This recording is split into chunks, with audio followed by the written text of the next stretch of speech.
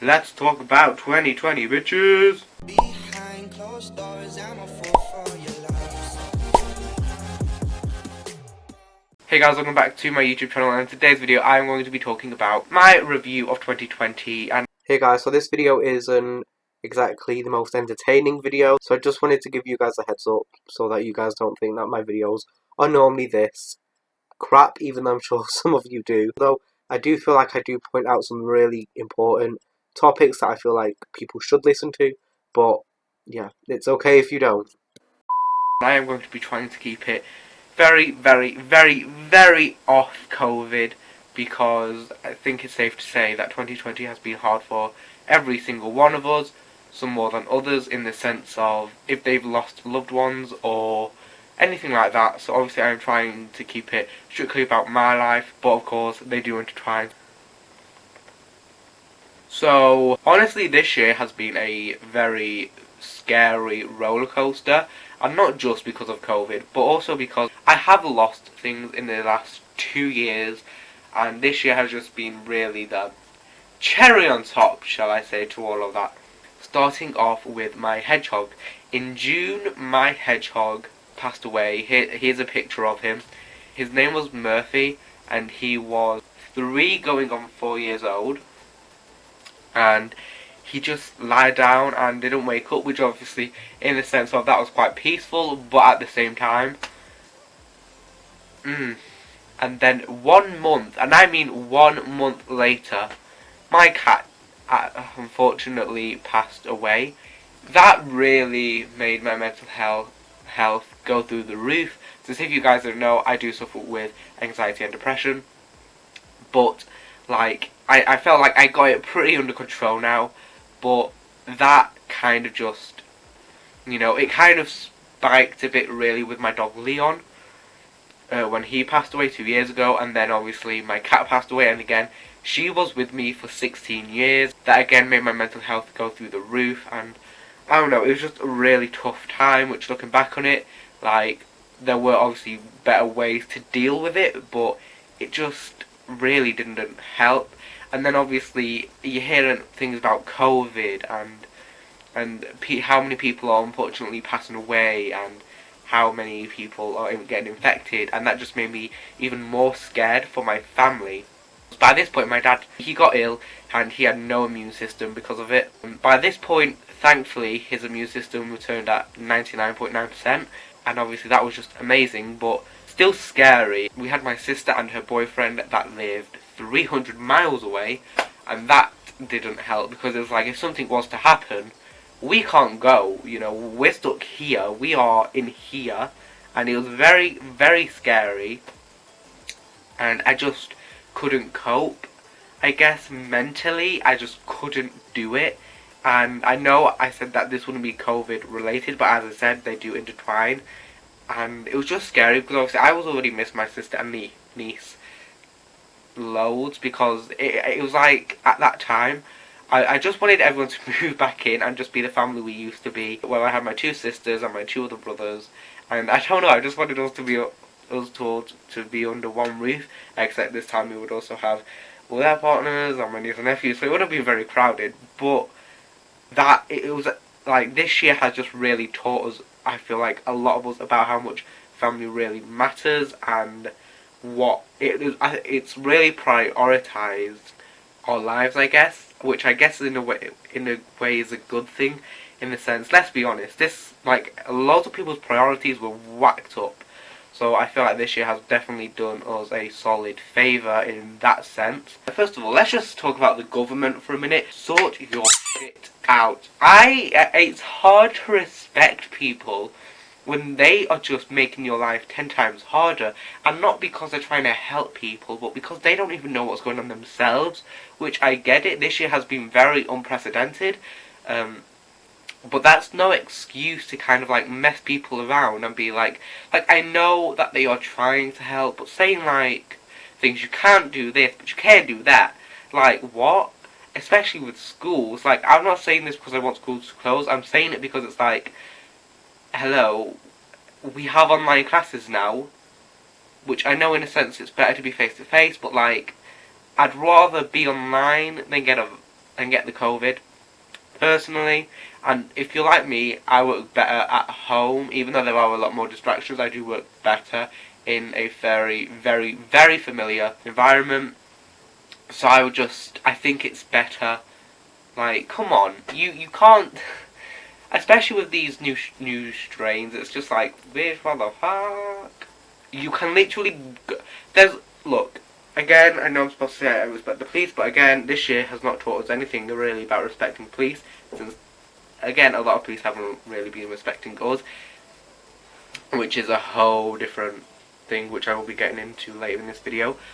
Honestly, I don't even know what this video is about before, if anybody's watching this, and it'd be like, what? Like, this video is all over the place and says about so many things, so you're going to have to obviously bear with me for that.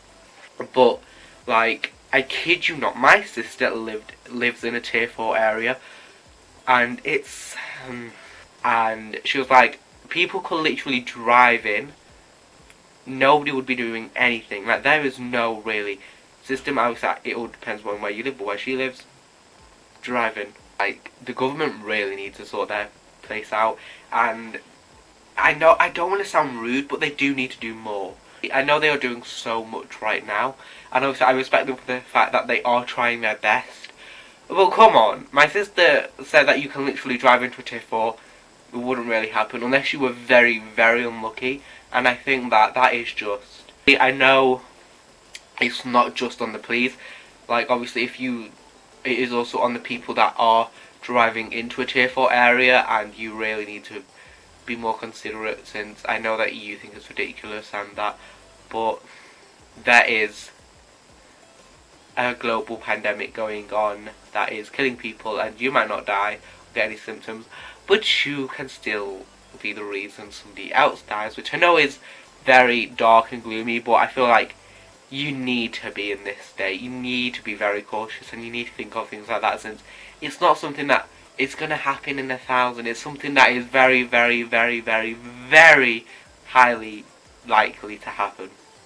Let's talk about social media. Social media is such an amazing place to go to, but my dear lord, that is one of the reasons how my mental health played up during this, because I don't like news.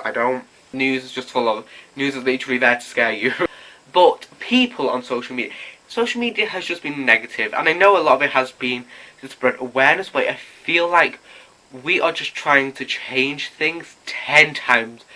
Like, we are just trying to change everything. Like, you can't say anything without offending somebody. And I'm sorry, I read something that was a quote, and it was like, we're not taking everything seriously, you are just being offensive. And I'm like, look, I get it in the sense of, there are some things that you just don't say, and and that are just straight up offensive. Whether it's racism, being homophobic, transphobic, queerphobic, it doesn't. Obviously, I don't even know what others there are. I can't imagine being in any of those situations, since thankfully I am a white male and I am straight, so I don't need to like worry about racism or homophobia. But like, I can't imagine being, like, obviously, like, I don't support racism, like, I have friends that are black, or I have friends that are a part of the LGBTQ, so even though that I'm not a part of it, I support it, so even though, like, I'm not gay or bi, or, honestly guys, I don't know any, I don't know all of them, but, like, I support it. I read something that said, English breakfast is racist. The English breakfast in England is racist. No, it's not. English breakfast is the best breakfast that has ever existed, and if you don't like it, don't be saying that in English breakfast in England is racist. A lot of them are meant as jokes, and jokes are just straight too far. And I feel like a lot of people don't see the seriousness anymore. Like, we get told that we are the most my generation, like, are the most accepting generation, but, like, I don't think we are, like, even though I don't care whether you are black, white, Asian, gay, straight, I don't care. trans, I don't care. I literally do not give two shits. As long as you're happy, that is all that matters. But like, I can't help but feel like, are we the most accepting generation? Because, like, yeah, we are. We don't really care about like whether you're black or part of the LGBTQ. Obviously, I know there are some people out there that do, but like, the majority, like 90% of us don't. But like, I feel like it hasn't necessarily. We're not the most accepting. We're just accepting of them, but it's kind of like shifted, and I don't know how to describe it, but it's like we take everything so seriously. It's like we are trying to be perfect, but like it is so important. Like, we're not perfect. Stop trying to be perfect. Like, I'm sorry, I don't care anymore. Like, I've got to the point where I'm not gonna try and be perfect on or off camera.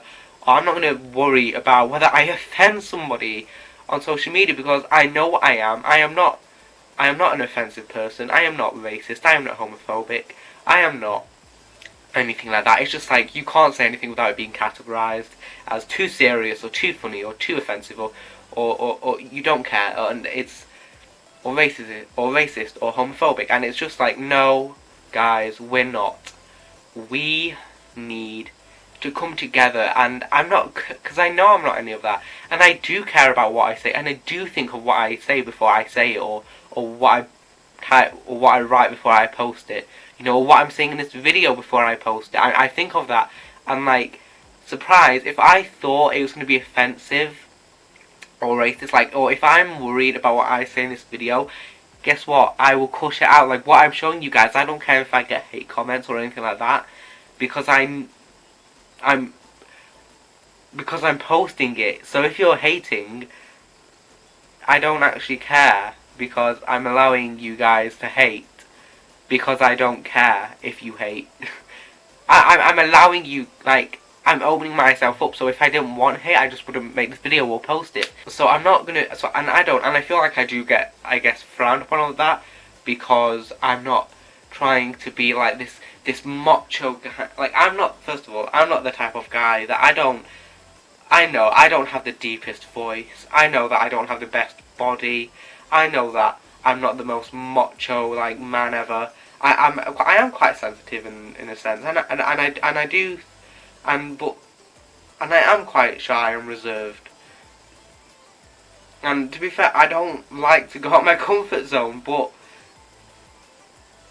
I would rather be me than try to like fit in with the popular crowds, or try to look away, or act some way, because look, in the nicest way possible, if you are trying, if you care about looks or things like that, or the way a person acts, like, it doesn't matter. And on social media, you can't be yourself.